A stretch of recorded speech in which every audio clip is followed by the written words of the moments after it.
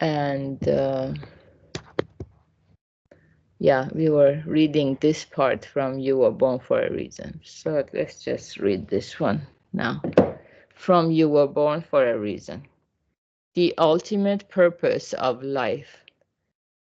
Underlying Plato's Symposium is the idea that eternal happiness is the universal purpose of life.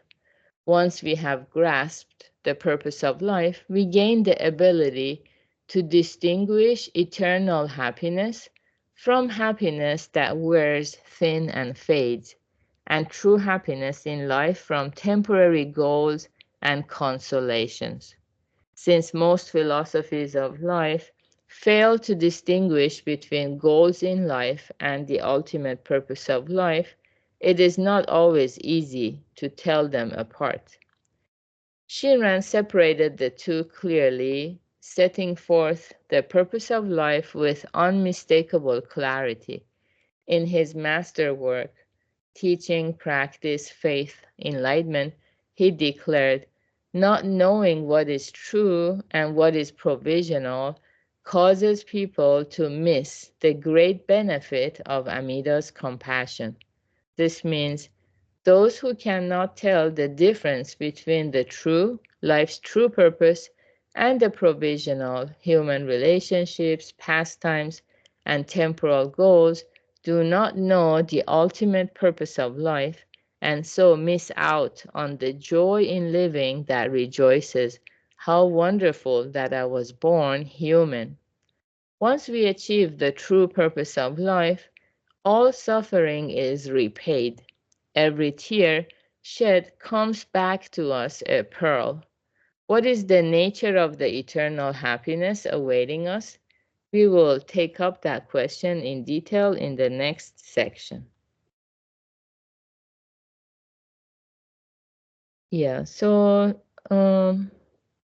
without listening to Buddhism, we cannot even imagine what eternal happiness might be like. So, or nirvana. So naturally, we only spend time looking for the uh, temporary goals in life.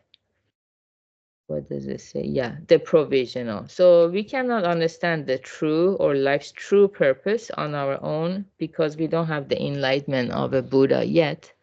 So we only understand, maybe not even that, but we try to find happiness or make every day a little bit brighter by seeking only the provisional, which is like temporary happiness of human relationships, pastimes like swimming or playing chess, um, anything like a hobby, and temporal goals. Yeah. And so Buddhism teaches that the true purpose of life is a happiness that doesn't thin and doesn't fade. Yeah, here. It doesn't wear thin and fade. And actually, yeah, I haven't found the exact quote by Rumi, but he also uses kind of similar analogy. He says this life is like a match. We have, when you light up a match, some people maybe smoke cigarettes or you light a match to light up a candle. These days they have the other one type, the gadget. But if you light up a match, immediately the match is burning itself away. So it wears thin and it's fading, but it's reaching the end of it. But if we use that match to light up a candle, the candle that, not just the candle the way we know it, but like a candle that doesn't reach the bottom of it, the wax is kind of endless. If you can light up the eternal happiness or connect to the eternal happiness using the match,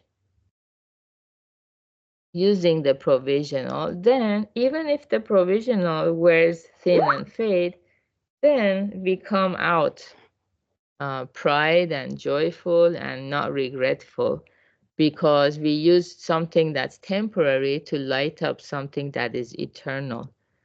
Now, what is that eternal happiness or eternal life or nirvana? So that's what we are learning by listening to the Dharma.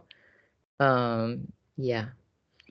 So we will go over it in our meetups too. Today is Friday. We're going to have our Purpose and Meaning Lab at 3 p.m. Pacific, and also advanced group session at 6 p.m. by Morita Sensei. And have a wonderful Friday, everybody. Bye.